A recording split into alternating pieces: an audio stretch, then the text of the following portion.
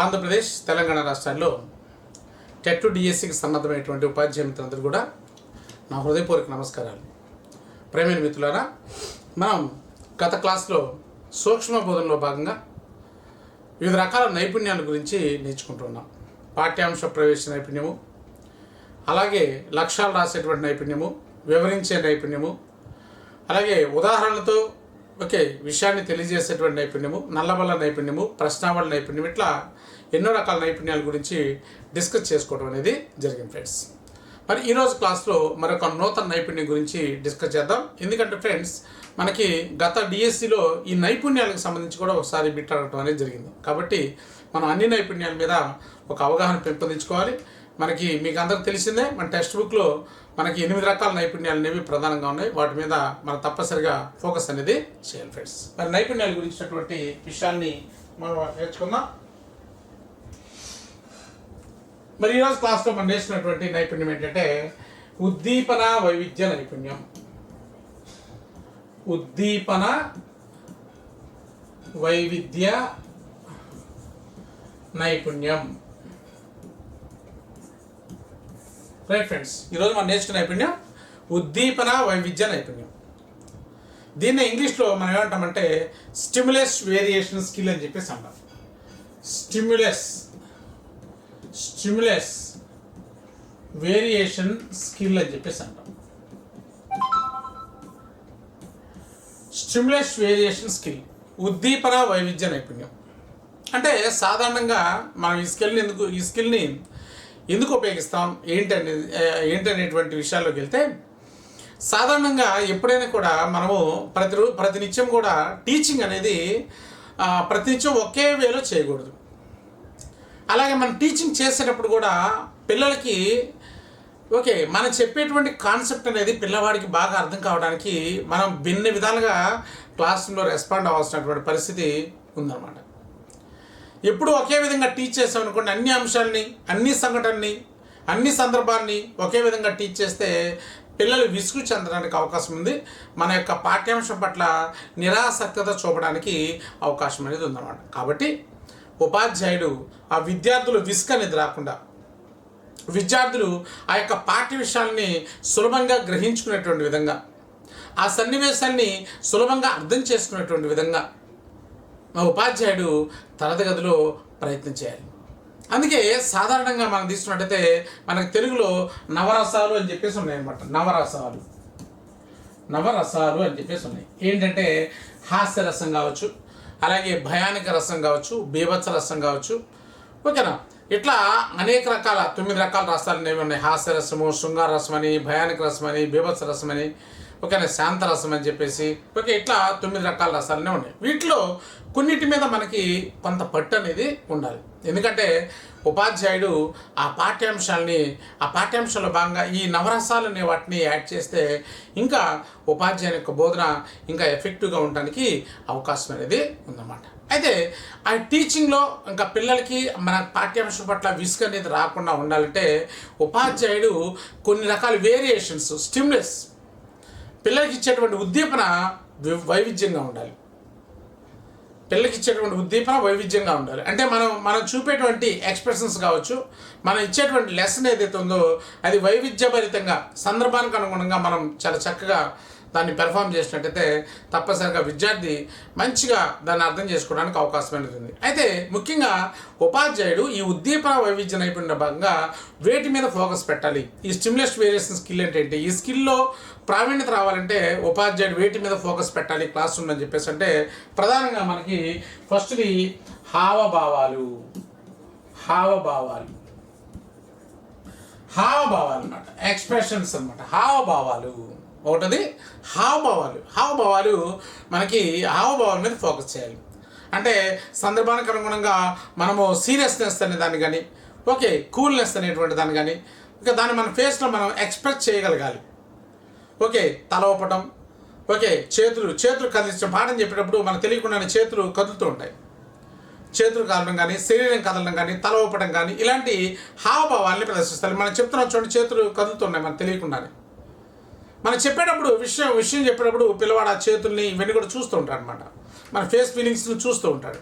So కాబట్టి వీటి ద్వారా చెప్పేటువంటి పాఠ్యాంశం అనేది సులభంగా అర్థం చేసుకోవడానికి అవకాశం అనేది ఉంది. హావభావాలను ఉపయోగించి అంటే ఇక్కడ చేతులు ఊపడం కావచ్చు, తల ఊపడం కావచ్చు, శరీర భాగాల్ని కదిలించడం కావచ్చు, ఇలా హావభావాల్ని ఫేషియల్ ఎక్స్ప్రెషన్స్ని మార్చడం కావచ్చు, ఇలాంటి హావభావాల్ని ప్రదర్శించవచ్చు అనమాట. ప్రదర్శిస్తే విద్యార్థి సులభంగా నేర్చుకోవడానికి అవకాశం ఉంది. అలాగే రెండవదిగా మరి మనం దృష్టి పెట్టాల్సినటువంటి అంశాలు ఏంటంటే కదలికలు. ఏంటి రెండోదిగా మనం దృష్టి పెట్టాల్సినటువంటి అంశం ఏంటంటే దీంట్లో భాగంగా కదలికల మీద మనం ఫోకస్ చేయాలి. దీంట్లో మన మూమెంట్స్ అనేవి పర్పస్ఫుల్ మూమెంట్స్ అనమాట. పర్పస్ఫుల్ మూమెంట్స్ అంటే ఉద్దేశపూర్వకమైనటువంటి కదలికలు ఉన్నారు క్లాసులు. అంటే ఒకే దగ్గర ఉండేసి స్టాగ్నేషన్గా అలా టీచ్ చేయకూడదు అనమాట. ఉపాధ్యాయుడు ఫ్రీగా మూవ్ అవ్వాలి క్లాస్ రూమ్లో. ఓకే, అంటే ఎలాంటి కదలికలు మనం చేస్తూ ఉంటాం క్లాస్ రూమ్లో అనేది మనం జనరల్గా మనం చూసినట్టయితే మన బోర్డు మీద రాసినట్టు ఇటు నుంచి అటు రాసినప్పుడు అటు వెళ్తూ ఉంటాం. ఇది ఒక పర్పస్ఫుల్ మూమెంట్ అనమాట. అక్కడి నుంచి మళ్ళీ ఇక్కడ రావడం కావచ్చు, ఇది ఒక పర్పస్ఫుల్ మూమెంట్. అలాగే విద్యార్థులకు ఏదైనా కృత్యాలు ఇచ్చామనుకోండి, ఆ కృత్యాల దగ్గరికి వెళ్ళి వాటిని పరిశీలించడం కావచ్చు, ఒక ప్రయోగాలకు సంబంధించి మనం పరిశీలన చేయడం కావచ్చు. ఓకేనా, ఇలాగా కొన్ని పర్పస్ఫుల్ మూమెంట్స్ అనేవి ఉపాధ్యాయుడి క్లాస్ రూమ్లో చేయాల్సినటువంటి పరిస్థితి అనేది ఉందన్నమాట. ఈ విధంగా ఉపాధ్యాయుని కదలికలు స్టాగ్నేషన్గా ఉండకుండా ఫ్రీగా మూవ్ అవుతున్నాడా లేదా అనేది కూడా ఇక్కడ ప్రధానమైనటువంటి అంశంగా మనం భావించవచ్చు అనమాట. ఓకేనా, అలాగే మనకి ఇంకా ఏం చేస్తాం, మనం టీఎల్ఎం యూజ్ చేస్తూ ఉంటాం, టీచింగ్ లెర్నింగ్ మెటీరియల్ యూజ్ చేస్తూ ఉంటాం, టీఎల్ఎం యూజ్ చేస్తూ ఉంటాం. అలాగే మనం ఏం చేస్తూ ఉంటాం, బోర్డు దగ్గర కదులుతూ ఉంటాం. అలాగే ఏం చేస్తూ ఉంటాం, కృత్యాలు నిర్వహిస్తూ ఉంటాం. అలాగే ఇంకేం చేస్తామంటే మనము ప్రయోగాలు చేస్తూ ఉంటాం. అలాగే ఏం చేస్తామంటే విద్యార్థిని పరిశీలన చేస్తూ ఉంటాం. ఇవన్నీ కూడా ఏం చేస్తూ ఉంటాం మన క్లాస్ రూమ్లో జరుగుతూ ఉంటాయి అనమాట. మనం టీచ్ చేసేటప్పుడు ఇవన్నీ కూడా కామన్గా జరుగుతూ ఉంటాయి. వీటిని మనం ఇలాంటి యాక్టివిటీస్ మనం చేయాలి క్లాస్ రూమ్లో. వీటిని పర్పస్ఫుల్ మూమెంట్స్ అని చెప్పేసి అంటే కానీ ఓకే స్టాగ్నేషన్గా ఒక దగ్గరగా ఉండి ఉపాధ్యాయుడు టీచ్ చేయడం అనేది మంచి పద్ధతి కాదు. సందర్భానికి అనుగుణంగా టీచింగ్ లెర్నింగ్ మెటీరియల్ యూజ్ చేయడం కావచ్చు, బ్లాక్ బోర్డ్ని యూజ్ చేయడం కావచ్చు, కృత్యాలని పరిశీలన చేయడం కావచ్చు. ఓకే, ఇవన్నీ కూడా మనము చేస్తూ ఉండాలి ఫ్రెండ్స్. వీటిని మనం ఏమంటామంటే కదలికలు అని చెప్పేస్తాం. వీటిని పర్పస్ఫుల్ మూమెంట్స్ అనమాట. కొంతమంది క్లాస్ రూమ్లో పర్పస్లెస్ మూమెంట్స్ కూడా చేస్తుంటారు. అంటే మన క్లాస్ రూమ్లో పాఠం చెప్పేటప్పుడు అంటే సందర్భం లేకుండా అటు ఇటు కదులుతూ ఊరికి చెప్తూ ఉంటారన్నమాట. ఊరికి కదులుతూ ఉంటారు. ఓకే, అలాగే చేతులు కదులుతూ ఉంటాయి. ఓకే, అలాగా చేయకూడదు అనమాట. పర్పస్ఫుల్ మూమెంట్స్ అనేవి ఉండాలి. అలాగే డిజైరబుల్ బిహేవియర్ ఉండాలి. అన్డిజైరబుల్ బిహేవియర్ అనేది క్లాస్ రూమ్లో ఉండకూడదు. ఇది విద్యార్థి ప్రతి ఒక్కరు కూడా గమనిస్తూ ఉంటారు అనమాట. ఓకే ఫ్రెండ్స్, కాబట్టి కదలికల మీద ఫోకస్ చేయాలి. కదలికలు అలాగే హావభావాల మీద. నెక్స్ట్ మూడోదిగా మనం తీసుకుంటే కంఠధ్వని. మూడోది ఏంటండి, కంఠధ్వని.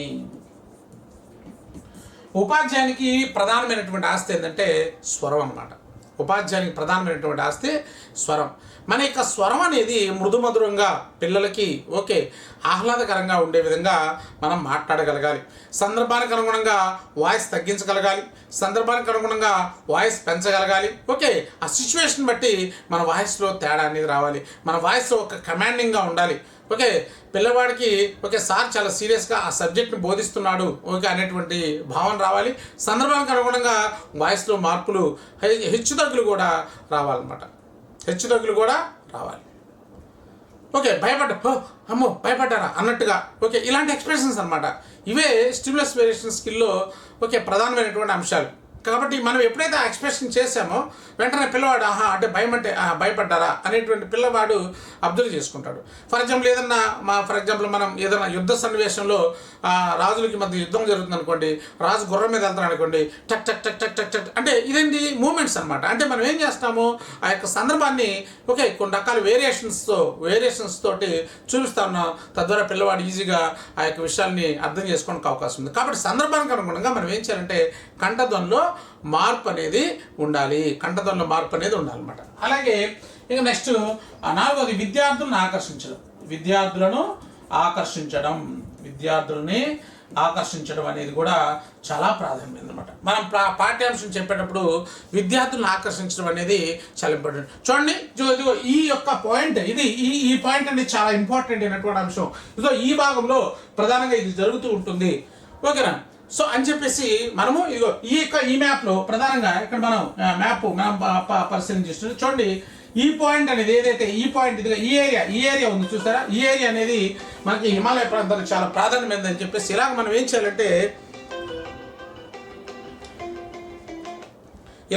చేయాలంటే మనము వాటిని ఇది చూడండి, ఇదిగో ఇది చూడండి చాలా ఇంపార్టెంట్ అన్నట్టుగా పిల్లవాడి యొక్క అదే అన్నమాట విద్యార్థుల్ని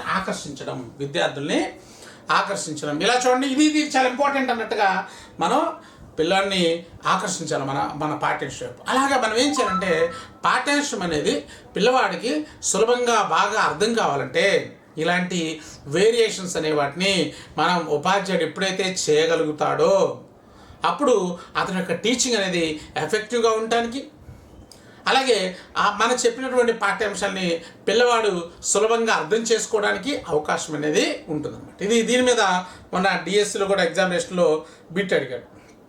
ఇది ఉపాధ్యాయుని యొక్క స్వరంలో తేడాలు, కదలికలు, ఓకే, ఇలాంటి విషయాలు ఉపాధ్యాయుడు క్లాస్ రూమ్లో చేస్తున్నట్లయితే అది ఎలాంటి నైపుణ్యం అని చెప్పేసి ఆడటం జరిగిందనమాట. ఈ మైక్రో టీచింగ్ అయిపోయిన తర్వాత, ఈ క్లాసెస్ అన్నీ కూడా అయిపోయిన తర్వాత నేను చివరిలో ఏం చేస్తానంటే గత డిఎస్సిలో వచ్చినటువంటి బిట్స్ కావచ్చు, లేకపోతే మైక్రో టీచింగ్ సంబంధించిన 120-30 బిట్స్ ఓకే కొద్దిగా అనాలిసిస్ చేయడం అనేది జరుగుతుంది.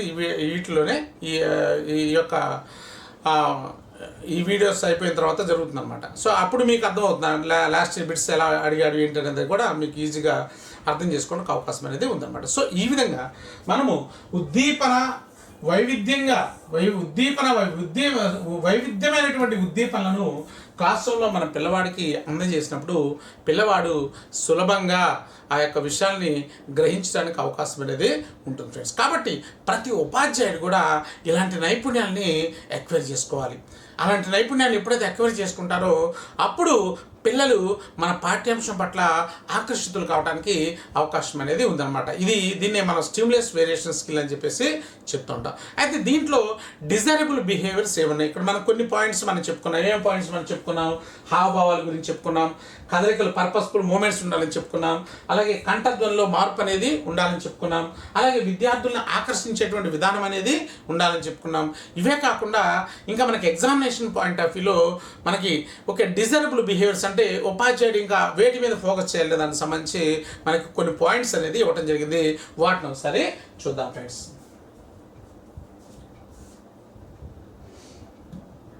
ఓకే, ఇప్పుడు ఉద్దీపన వైవిధ్య నైపుణ్యంలో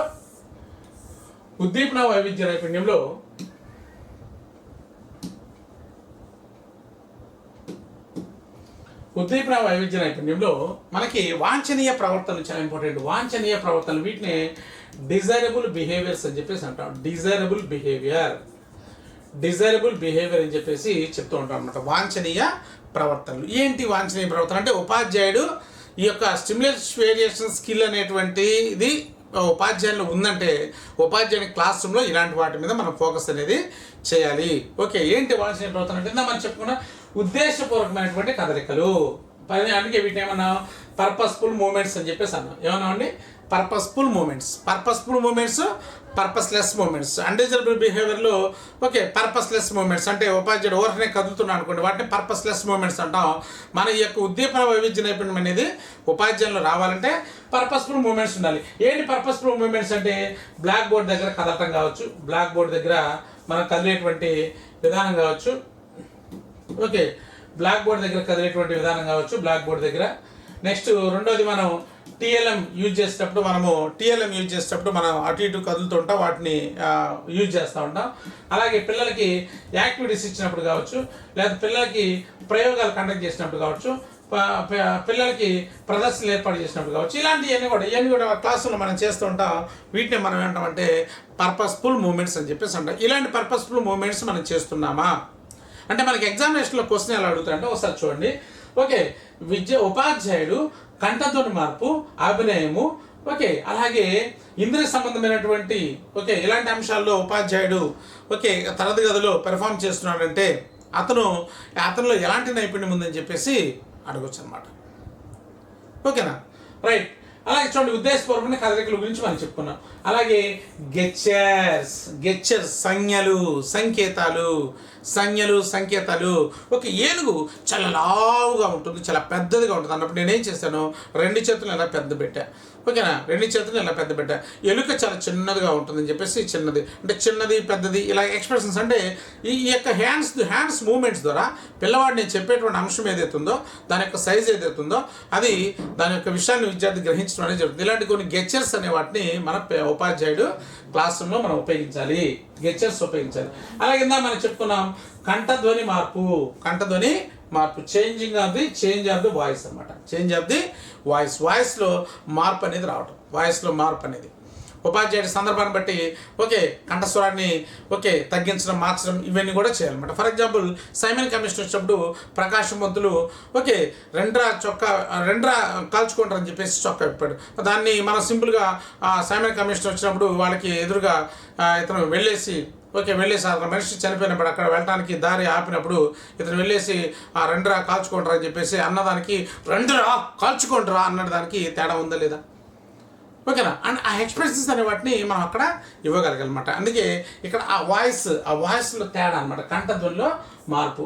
అలాగే ఫోకసింగ్ అనమాట, దృష్టి ఇందాక మనం చెప్పాం, ఇది ఎక్కడ చూడండి, ఇది చూడండి, ఇది చాలా ఇంపార్టెంట్ ఏరియా మీద ఫోకస్ చేయండి. ఇట్లా మనం ఒక ఇంపార్టెంట్ అంశం మీద ఫోకస్ చేయమన్నట్టుగా పిల్లల్ని విద్యార్థులకు దృష్టిని కేంద్రీకరించడం. అలాగే పరస్పర రీతిలో మార్పు, చేంజింగ్ ఇన్ ఇంటరాక్షన్ స్టైల్ అనమాట. మన క్లాస్ రూమ్ టీచ్ చేసేటప్పుడు విద్యార్థులతోటి మనకి ఇంటరాక్షన్ అనేది ఉంటుంది అన్నమాట. సాధారణంగా అంటే మనం ఏం చేస్తామంటాం, పాఠ్యాంశాన్ని బోధిస్తూనే కొన్ని ముఖ్యమైన ప్రశ్నల్ని మన పాఠ మధ్యలో అడుగుతూ ఉంటాం పిల్లల్ని, వాళ్ళు సమాధానం చెప్తుంటారు. ఈ ఇంటరాక్షన్ కూడా ఒకే విధంగా ఉండకూడదు అనమాట. కేవలం ఆడపిల్లల్ని అడగటం కానీ, కేవలం మగపిల్లల్ని అడగటం కానీ, కేవలం చివరిలో ఉన్న వాళ్ళని అనటం కానీ, కేవలం ఫ్రంట్లో ఉన్న వాళ్ళని అనటం కానీ, లేకపోతే తెలుగు వాళ్ళు మాత్రం ఆడటం కానీ, లేదా డల్లర్స్ మాత్రం ఆడటం కానీ, నీకు ఇష్టం లేని వాళ్ళు మాత్రం ఆడటం కానీ, నీకు ఇష్టమైన వాళ్ళు మాత్రం ఆడటం కానీ, ఇట్లాంటివి ఉండకూడదు అనమాట. ఇంటరాక్షన్ స్టైల్ అనమాట. కొన్నిసార్లు క్లాస్ మొత్తం చెప్పనొచ్చు, కొన్నిసార్లు బాయ్స్ మాత్రమే చెప్పనొచ్చు, కొన్నిసార్లు గర్ల్స్ మాత్రమే చెప్పనొచ్చు, కొన్నిసార్లు వెనకున్న వాళ్ళు మాత్రమే చెప్పనొచ్చు. ఇలాగా మనం ఏం చేయాలి, ఇంటరాక్షన్ స్టైల్ అనేది క్లాస్ రూమ్లో మనం మారుస్తూ ఉండాలన్నమాట. అది కూడా మనకి అది ఒక నైపుణ్యంగా మనం చెప్పుకోవచ్చు. ఇది నైపుణ్యంలో ఉద్దీపన వైవిధ్య నైపుణ్యంలో ఇది కూడా ఒక ఇంపార్టెంట్ అంశంగా మనం చెప్పుకోవచ్చు అనమాట. అలాగే విరామం, పాసింగ్ అనమాట. పాసింగ్ అంటే విరామం. అంటే ఇక్కడ ముఖ్యమైన అంశాలను మనం చెప్పేటప్పుడు వాడి గురించి మనం చెప్పేటప్పుడు వాటికి ఇంపార్టెన్స్ చెప్తూ కొంత విరామం ఇవ్వటం అనేది జరుగుతుంది. విరామం ఇవ్వటం అనేది జరుగుతుంది అనమాట. ఓకేనండి, రైట్. ఏంటి అంటే ఎలా సందర్భంలో ఇస్తాం? ఫర్ ఎగ్జాంపుల్ ప్రజాస్వామ్యం యొక్క డెఫినేషన్ మనం చెప్తున్నాం, ప్రజల కోసం ప్రజల యొక్క ఇట్లా మనం చెప్తూ దీన్నే మనం ఏమంటామంటే ప్రజాస్వామ్యం అంటాం. 1857 తిరుగుబాటులో మంగళ పాండే బ్రిటిష్ వాళ్ళకి వ్యతిరేకంగా అంటే కొంచెం గ్యాప్ ఇస్తూ ఉన్నాం అనమాట. అలాగే ముఖ్యమైనటువంటి సందర్భాల్లో మనం ఏం చేస్తామంటే కొంత విరామం అనేది మనం ఇవ్వాలన్నమాట. Of the people, for the people, by the people తీసుకెళ్ళి డెమోక్రసీ అన్నట్టుగా మనకు కొన్ని డెఫినేషన్ చెప్పేటప్పుడు కానీ, ముఖ్యమైన సంఘటన చెప్పేటప్పుడు కానీ, ముఖ్యమైన వ్యక్తులు చెప్పేటప్పుడు ఐరన్ మ్యాన్ ఆఫ్ ఇండియా అని ఎవరిని అంటారు? జస్ట్ గ్యాప్ ఇచ్చాం కదా, అలాగనమాట. ఐరన్ మ్యాన్ ఆఫ్ ఇండియా అంటే ఎవరో తెలుసా? ఇక్కడ ఏం చేస్తాం, మనం కొంత విరామం అనేది ఇచ్చాం. అట్లా కొన్ని ముఖ్యమైన అంశాల మధ్య కొంత విరామం అనేది ఇవ్వటం కానీ, ఇంద్రియ సంబంధమైన దాటి మార్గాన్ని మార్చడం అంటే షిఫ్టింగ్ సెన్సారీ ఛానల్స్ అంటే మన యొక్క ఒకసారి వినండి అంటే చూడండి, చూస్తున్నారు కదా, వింటున్నారు కదా. అంటే ఇక్కడ ఏం చేస్తున్నావు, చూస్తున్నాం అన్నప్పుడు ఏంటి, కళ్ళు ఫోకస్ చేస్తారు, వింటున్నారు కదా అన్నప్పుడు ఏంటి, చెవులు ఫోకస్ చేయడం జరుగుతుంది. ఇట్లాగా మనం ఏం చేస్తామంటే సందర్భానికి అనుగుణంగా పిల్లల యొక్క కాన్సన్ట్రేషన్ని పెంపొందించడానికి, వాడు ఫోకస్ చేయడానికి మన యొక్క పాఠ్యాంశం పట్ల ఇలాగ మనం అప్పుడప్పుడు వీటిని కూడా సందర్భానికి అనుగుణంగా ఇంపార్టెన్స్ని బట్టి వాటిని చేస్తున్న ఇంద్రియ సంబంధమైనటువంటి దాటి మార్గాన్ని మార్చడం. నెక్స్ట్ ఉపాధ్యాయుడు సహాయం కోసం విద్యార్థులు భౌతికంగా పాల్గొనడం. మరి ఇక్కడ ఉపాధ్యాయుడి సహాయం కోసం విద్యార్థులు భౌతికంగా పాల్గొనడం. ఫర్ ఎగ్జాంపుల్ మనం ఏదైనా ఎక్స్పెరిమెంట్ చేసినప్పుడు కొంతమంది విద్యార్థులు వచ్చేసి దాన్ని సర్దడం కావచ్చు, లేదా మనం ఏదైనా టీచింగ్ ఎయిడ్స్ తీసుకొచ్చాం, దాన్ని విద్యార్థులు ఫర్ ఎగ్జాంపుల్ ఒక మ్యాప్ తగిలించామండి బోర్డుకి. మ్యాప్ని పిల్లవాడు తీసి చుట్టడం కావచ్చు, ఈ ప్రయోగాలకు సంబంధించినటువంటి ఎక్స్పెరిమెంట్స్ని పిల్లవాడు సర్దడం కావచ్చు. ఇట్లా ఉపాధ్యాయుడికి హెల్ప్గా పిల్లవాళ్ళ యొక్క సహాయం కూడా మనం తీసుకుంటానా లేదా అనేది కూడా, ఎందుకంటే పిల్లల్ని ఆ విధంగా ఇంటరాక్ట్ చేయడం వల్ల పిల్లలు కూడా ఆ మ్యాప్లు కానీ ప్రయోగాలు ఇవన్నీ కూడా వాళ్ళు పర్సనల్గా చూడడం వల్ల, పర్సనల్గా వాళ్ళు పర్సనల్గా వాళ్ళు పరిశీలించడం, ఆ యొక్క వస్తువులను పట్టుకోవడం, ఇలాంటి పనులు చేసినప్పుడు ఏంటంటే పిల్లలు ఆ యొక్క అంశాలని ఎక్కువ కాలం గుర్తుపెట్టుకోవడానికి అవకాశం ఉంది. అలాంటి ప్రయోగాలు కూడా విద్యార్థులు ఇంటి దగ్గర కూడా చేయడానికి అవకాశం అనేది ఉందన్నమాట. కాబట్టి పిల్లలు ఇక్కడ మనకి టీచింగ్ లెర్నింగ్ మెటీరియల్లో కూడా టీచింగ్ ఎయిడ్స్లో కూడా మనం చెప్పుకుంటాం భాగస్వామ్య సూత్రం అని చెప్పేసి ఒకటి చెప్పుకుంటాం. అంటే భాగస్వామ్య సూత్రం అంటే ఏంటి? టీచింగ్ లెర్నింగ్ ప్రాసెస్లో కావచ్చు, మన టీఎల్ఎంని మనం యూటిలైజ్ చేసేటువంటి క్రమంలో కావచ్చు, పిల్లల్ని భాగస్వామ్యం చేసుకోవాలి అనేది. కాబట్టి ఇక్కడ ఏంటి? సో ఉపాధ్యాయుడు సహాయం కోసం విద్యార్థులు భౌతికంగా పాల్గొన physical participation of the students for assisting the teacher. Okay, ఉపాధ్యాయుడికి పిల్లలు సహాయంగా వస్తున్నారు లేదా, అలాంటి సహాయాన్ని ఉపాధ్యాయుడు ఉపయోగించుకుంటున్నాడా లేదా అనేది ప్రధానంగా ఇక్కడ ఫోకస్ చేస్తున్నటువంటి అంశం అంట. కాబట్టి ఇలాంటి పనులు ఉపాధ్యాయుడు ఎప్పుడైతే కరెక్ట్గా చేస్తున్నాడో క్లాస్ రూమ్లో ఎప్పుడైతే కరెక్ట్గా చేస్తున్నాడో అతనిలో ఏ నైపుణ్యము వచ్చినట్టంటే ఉద్దీపన వైవిధ్య నైపుణ్యం అనేది వచ్చినట్టుగా మనం చెప్పొచ్చు. ఏ అంశాలు ఒకసారి చూద్దాం. చూడండి. వాంఛనీయ ప్రవర్తనలో ఉద్దేశపూర్వకమైన కదలికలు, అభినయం, కంఠధ్వని మార్పు, కేంద్రీకరిత పరస్పర రీతిలో మార్పు, విరామం, ఇంద్రియ సంబంధమైనటువంటి దాటి మార్గాన్ని మార్చడం కావచ్చు, ఉపాధ్యాయుల సహాయం కోసం విద్యార్థులు భౌతికంగా పాల్గొనడం కావచ్చు. సో ఇంగ్లీష్ మీడియంలో కూడా చూద్దాం. చూడండి. Next desirable behaviours.